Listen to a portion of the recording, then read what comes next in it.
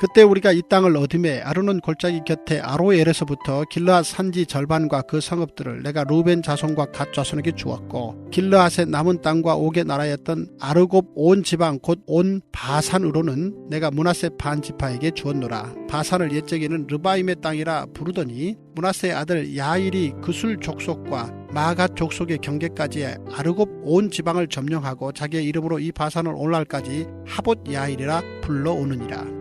내가 마길에게 길르앗을 주었고 루벤 자손과 갓 자손에게는 길르앗에서부터 아르논 골짜기까지 주었으되 그 골짜기의 중앙으로 지역을 정하였으니 곧 암몬 자손의 지역 야복 강까지며 또는 아라바와 요단과 그 지역이요 긴네렛에서 아라바 바다 곧 염해와 비스가 산기슭에 이르기까지의 동쪽 지역이니라. 그때 내가 너희에게 명령하여 이르기를 너희의 하나님 여호와께서 이 땅을 너희에게 주어 기업이 되게 하셨은즉 너희의 군인들은 무장하고 너희의 형제 이스라엘 자손의 선봉이 되어 건너가되 너희에게 가축이 많은 줄 내가 아노니 너희의 처자와 가축은 내가 너희에게 준 성읍에 머무르게 하라.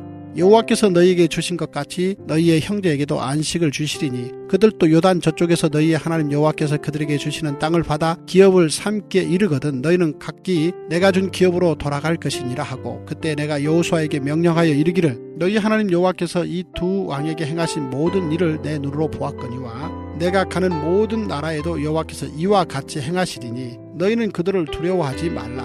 너희 하나님 여호와께서 친히 너희를 위하여 싸우시리라 하였노라. 그때 내가 여호와께 간구하기를 주 여호와여 주께서 주의 크심과 주의 권능을 주의 종에게 나타내시기를 시작하셨사오니 천지간에 어떤 신이 능히 주께서 행하신 일 곧 주의 큰 능력으로 행하신 일 같이 행할 수 있으리이까 구하옵나니 나를 건너가게 하사 요단 저쪽에 있는 아름다운 땅 아름다운 산과 레바논을 보게 하옵소서 하되 여호와께서 너희 때문에 내게 진노하사 내 말을 듣지 아니하시고 내게 이르시기를 그만해도 족하니 이 일로 다시 내게 말하지 말라.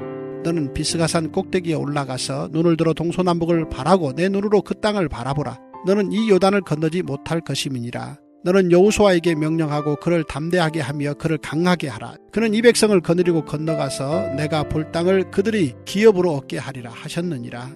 그때 우리가 벳부올 맞은편 골짜기에 거주하였느니라. 기도하겠습니다. 하나님, 오늘도 주의 종 모세는 이 백성들 앞에서 마지막 숨이 붙어있는 그 순간 이 마지막 유언을 남기게 됩니다. 그런데 이 마지막 유언의 내용이 중요할 것인데 이 마지막 유언의 내용으로 무엇을 남겼기에 이스라엘 백성들은 마침내 약속의 땅에 들어가 그 땅에서 아름다운 주님의 언약을 누리게 되었는지 오늘도 우리가 그것을 말씀을 통해서 보고자 합니다. 하나님 아버지, 우리가 남겨야 될 것이 무엇입니까? 우리가 다음 세대와 내가 사랑하는 모든 사람들에게 내 입술로 말해야 되는 증거는 무엇입니까?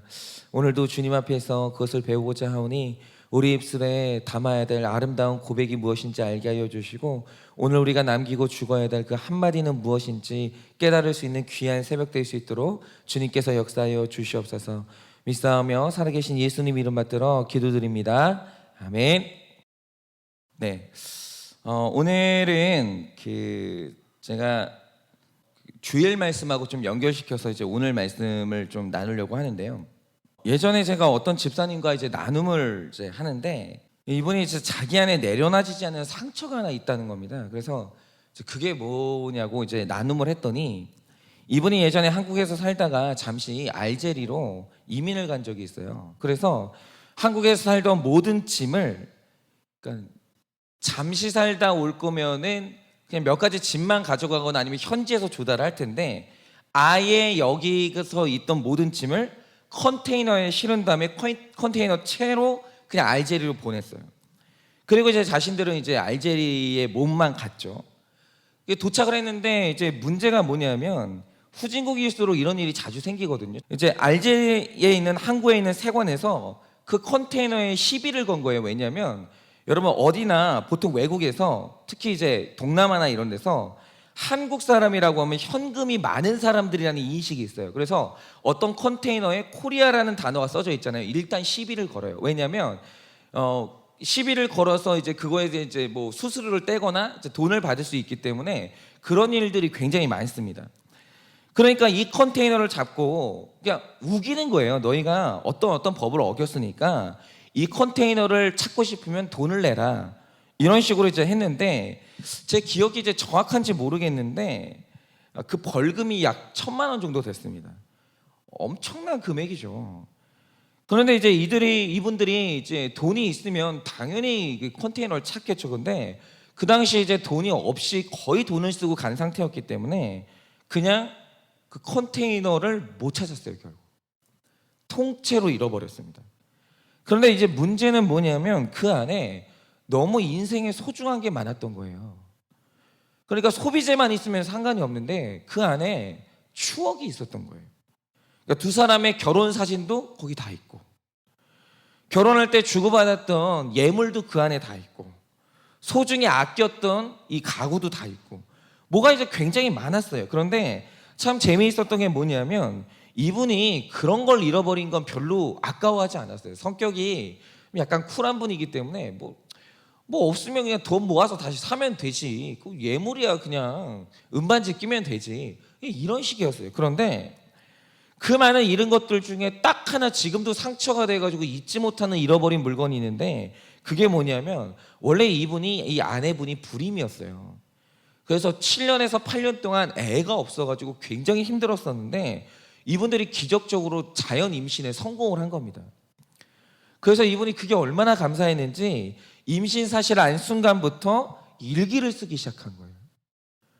그러니까 그때 이제 자기 심정을 그대로 적은 거죠. 그 산부인과를 가서 아기 첫 심장 소리를 들었던 날의 그 감동, 처음 이 아이를 품에 이게 넣고 있을 때 그 태동, 처음 느꼈던 태동의 그 감동, 그러니까 이런 것들이 얼마나 신기했었는지 처음 초음파 사진으로 네 얼굴을 보는 순간 엄마가 느꼈던 감정들, 이런 걸 다 기록한 거예요. 그리고 이제 이걸 기록한 이유가 뭐냐면 이 일기를 잘 간직했다가 언젠가 이 아이가 글을 읽을 때가 되면 내가 너를 품고 얼마나 기뻤고 네가 나한테 얼마나 소중한 존재였는지 이걸 전해주고 싶어서 이 일기를 쓴 거죠. 그런데 이제 그 컨테이너 안에 그게 있었던 거예요. 그 일기장에. 그런데 다른 것보다도 이제 그걸 이제 찾지 못한 걸 가지고 지금까지 잊혀지질 않아가지고 그 마음이 너무 힘들다는 거예요. 그런데 들어보니까 제가 생각해도 이게 해석이 안 되면 잊혀질 수가 없는 물건이죠. 이게 추억 그 이상의 물건이니까. 그래서 제가 그날 나눔을 하면서 이 말씀으로 이분에게 처방을 한 게 뭐냐면, 집사님, 세상에 우연은 없는 거예요. 그러니까 믿는 자에게, 택자에게는 우연은 없어요. 어떤 사건도 우연은 없거든요. 집사님이 택자이기 때문에 집사님에게 일어난 일은 다 집사님의 거룩과 구원을 위해서 하나님이 하신 일인데, 만약 하나님께서 집사님 손에서 그 물건을 가져가셨다면 이유는 딱 하나인 거죠. 뭐냐면 집사님 보시기에는 그 기록이 이 아이에게 물려줘야 될 기록이라고 생각하셨겠지만 하나님이 보시기에는 이 기록이 아이에게 물려줄 기록이 아니라는 거죠. 그러면 하나님 입장에서 집사님이 자녀에게 물려줬으면 하는 하나님이 원하시는 기록이 뭘까? 그것은 뭐냐면 육신의 양육을 기록한 책이 아니라 영혼의 양육을 기록한 책을 반드시 물려주셔야 된다는 거죠. 그러니 잊어버린 육의 양육은 잊어버리시고 지금부터 날마다 큐티하셔서 하루하루 깨달은 하나님과 내 죄, 그리고 적용한 것들을 기록한 영적 양육의 기록을 적으시라고. 그리고 먼 훗날 영의 양육의 기록을 내 아이에게 재산으로 남겨주시라고.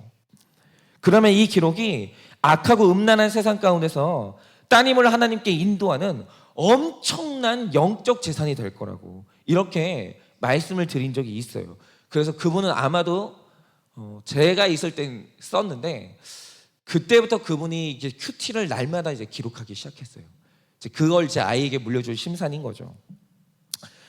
저도 이제 제가 이제 그 새벽마다 설교하는 거 저한테 가장 소중한 기록인데 이것은 사실은 제 큐티예요. 날마다 저는 이제 우리 성도님들하고 나눠야 되니까 그날 다음날 큐티를 전날 저를 큐티를 하잖아요. 이거를 이제 제가 날마다 큐티하는데 이거는 제가 간직했다가 제 딸한테 다 물려줄 거예요. 읽든 말든 이제 그거는 지가 할 일이고 저는 이제 물려주는 거죠. 그런데 오늘 말씀에 그러니까 주일날 큐티 본문과 오늘 본문에 나오는 기록이 바로 이 기록이에요. 이게 바로 3장의 기록인 거죠. 여러분, 오늘 모세가 걸어온 자신의 40년 광야 인생을 쭉 돌아봅니다. 그런데 오늘 중요한 사실이 있죠. 그게 뭐냐면 모세는 약속의 땅에 내 자녀들과 함께 들어가지 못해요. 여러분, 그것입니다. 만약에 우리 자녀들이 가정을 이루고 이제 가정을 자기 배우자와 가정을 이뤄서 이제 그 가정으로 떠나게 되겠죠. 부모들은 내 자녀의 가정에 함께 들어가지 못해요.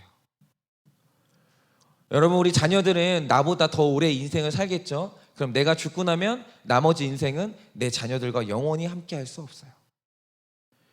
내 자녀를 우리들이 사랑하긴 하지만, 우리가 다음 세대를 사랑하긴 하지만 우리가 영원히 내 다음 세대와 함께 할 수 없어요. 언젠가는 우리는 헤어져야 돼요. 나는 내 자녀를 놓고 떠나야 되는 순간이 오고, 내 자녀는 나 없이 낯선 땅에 가야 되는 그날이 오죠. 그런데 모세가 자신이 걸어온 40년 광야 인생을 돌아보다가 이제는 내 자손들과 헤어져야 될 때가 왔는데, 그럼 이제 남겨줘야 될 건 뭘까? 나 없이 홀로 서야 될 이 다음 세대에게 나는 마지막으로 해줘야 될 말이 뭘까? 그것을 생각을 하다가 남긴 게 뭐냐면, 도대체 하나님이 어떤 은혜를 주셔서 내가 이 무서운 적들을 이길 수 있었는지, 후손들을 위해서 마지막으로 남긴 것이 뭐냐? 그게 간증이에요. 그런데 여러분, 여호수아서나 신명기를 보면 이 두 지도자가 유독 잊지 못하는 두 명의 적이 있었어요. 그게 누구냐면 헤스본 왕 시온과 바산 왕 옥 두 명이에요. 여러분, 이 두 왕이 얼마나 강한 왕이었는지 나중에 다윗도 시편에서 이 두 왕을 언급을 하는데, 시편 135편 10절 12절을 보면 이렇게 기록하고 있습니다. 저가 많은 나라들을 치시고 강한 왕들을 죽이셨나니 곧 아모리인의 왕 시온과 바산 왕 옥과 가나안의 모든 국왕이로다. 저희의 땅을 기업으로 주시되 자기 백성 이스라엘에게 기업으로 주셨도다. 자, 보면 다윗도 다른 왕들에 대해서는 모든 국왕이라고 통째로 이제 이야기를 하죠. 군진 명사로. 그런데 시온과 바산 왕 옥은 구체적으로 딱 이름을 찝어가지고 두 왕을 언급해요. 이 말 뜻이 뭐냐면 두 왕이 굉장히 넘기 힘든 산이었던 거예요. 심리적으로나 물리적으로나 이스라엘이 넘기 가장 힘든 두 가지 산봉우리가 이 두 왕이었던 거예요. 그래서 왜인가를 살펴보면 시온의 경우에 성경이 언급하는 특징이 뭐냐면 굉장히 교만한 왕이에요. 그래서 이스라엘 백성들이 자기네 땅으로 지나가게 해달라고 이 시온에게 이제 요청을 했을 때, 이 시온이요 그냥 이제 거절하는 게 아니라 굉장히 모멸감을 주면서 단숨에 죽일 듯이 백성들을 막아섭니다. 그러니까 이 시온은 지도자부터 백성에 이르기까지 굉장히 교만한 민족이에요. 우리가 교만한 사람을 만날 때 그 교만한 사람을 넘어가기 힘든 이유가 뭐냐면, 교만한 사람은 늘 사람에게 모멸감을 줘요. 그러니까 직장에서나 아니면 우리가 이제 교회에서나 이 교만한 사람이라는 이 산을 넘어가기가 정말 힘든 게 뭐냐면, 교만한 사람을 용서하는 게 굉장히 힘들어요. 교만한 사람은 늘 남에게 모멸감을 주고 수치심을 줘요. 그런데 이 시온이라는 사람이 넘어가기 힘들었던 이유는 뭐냐면, 이스라엘 백성들을 정신적으로 굉장히 크게 타격을 했기 때문이에요. 그리고 바산왕 옥의 경우에 이 사람은 통치자로서 타고난 실력이 대단한 사람이에요. 여러분, 이스라엘과 싸울 당시에 이 바산왕 옥이 자신이 통치하던 성이 60개였어요. 그리고 신명기 3장 11절을 보면 이 사람이 얼마나 거구했는지 이 사람이 썼던 침대 사이즈를 기록해요. 근데 이 침대 사이즈가 얼마나인 줄 아세요? 세로 3.6, 가로 1.6m예요. 철침상이에요. 그러니까 이 옥이라는 사람은 통치자로서 타고난 역량이 육체적으로나 그 역량 자체가 거대한 사람이었어요. 그런데 이들이 가나안 정복에 있어서 가장 처음 만난 적이 이 두 산봉우리예요. 그러니까 이들을 봤을 당시에 이스라엘이 느꼈을 이 공포라는 것은 압도적인 거죠. 이거 어떻게 넘어가지? 저거 어떻게 이기지? 이게 너무 힘들었던 거죠. 그러면 이 거대한 적들을 이제 생각하면 자연스럽게 드는 질문이 이겁니다. 그게 뭐냐면, 도대체 우리가 이 적들을 어떻게 이겼지? 원인이 뭐지? 우리가 어떻게 이걸 넘어왔지? 이걸 이제 질문하게 되는 거예요. 그러니까 당시에는 못 느꼈는데 뒤돌아보니까 이걸 어떻게 도대체 우리가 타고 넘어왔는지, 내 인생에서 이 위기를 그 생각을 하게 되는 거예요. 그러면 어떻게 이 위기를 넘어갔는가? 여러분 시편 136편 17절에서 21절을 보면 그 시절을 되돌아보고 발견하게 된 영적 사실이 있었어요. 그 기록에 대해서 이렇게 기록합니다. 큰 왕들을 치신 이에게 감사하라. 그 인자하심이 영원함이로다. 유명한 왕들을 죽이신 이에게 감사하라. 그 인자하심이 영원함이라. 아모리인들의 왕 시온을 죽이신 이에게 감사하라. 그 인자하심이 영원함이로다. 바산 왕 옥을 죽이신 이에게 감사하라. 그 인자하심이 영원함이로다. 저희의 땅을 기업으로 주신 이에게 감사하라. 그 인자하심이 영원함이로다. 그러니까 사람이 거대한 사건, 엄청나게 힘든 고난을 통과하고 나잖아요. 그러면 거기서 택자와 불택자가 갈려요. 그러면 어느 지점에서 갈리냐라면 이런 거죠. 어떤 분들은요, 젊은이들에게 험악했던 지난날에 대한 썰을 쫙 풀어요. 그러니까 이런 거예요. 그러니까 제가 만나본 모든 어른들은 거의 다 하시는 말씀이 뭐냐면, 목사님, 제 인생은요 책을 10권을 써도 모자라요. 그게 다 그래요. 평범한 인생은 아무도 없어요. 다 험악한 인생 살아왔고 그 썰을 쫙 풀 때가 있어요. 그런데 그럼 그 지난날의 과거의 힘든 산봉우리를 건너면서 하는 얘기, 누구 얘기를 하느냐? 이 산을 넘어온 대단한 자기에 대해서 얘기를 하는 분들이 있어요. 그러니까 이 험한 적들을 통과하고 나서 발견한 게 뭐냐면, 기특하고 대견한 내가 자랑스러워서 견딜 수가 없는 거예요. 그러니까 그 험한 산을 건넌 후에 기억나는 게, 나라는 인간의 훈장밖에 없다면 그 자체로 그는 하나님을 만난 적이 없는 거예요. 그러니까 거대한 인생의 거대한 적을 통과한 나를 말하면 그게 뭐냐면, 그게 바로 자랑이에요. 그래서 어르신들 중에 자랑질 하시는 분들이 있어요. 다음 세대 앉혀놓고. 그런데 지금 읽는 모세의 기록과 시편의 기록을 보세요. 아이러니한 게 뭐냐면, 택자의 특징이 뭐냐면, 거대한 적을 만나면 그 적보다 위대하고 크신 하나님을 반드시 만나요. 그게 택자의 특징이에요. 그러니까 이 적이 크면 클수록, 그 적이 축복인 게 뭐냐면, 적이 크면 클수록 점점 크신 하나님을 만나는 게 택자의 영적인 체험이에요. 그러니까 택자는 고난이 축복이라고 말하는 건데요, 이렇게 거대한 적들을 통해서 내가 만난 하나님을 자랑하는 사람이 있어요. 그런데 내 자랑이 아니라 그 하나님을 자랑하는 걸 뭐라고 하냐면, 그게 바로 간증이에요. 그런데 오늘 이스라엘의 복이 뭡니까? 자기들 앞에 연설하는 지도자가 입을 열어서 자랑하는 게 아니라 간증하는 지도자를 만난 거예요. 그리고 간증하는 조상을 만나는 자손은 반드시 약속의 땅에 들어가요. 다시 말씀드립니다.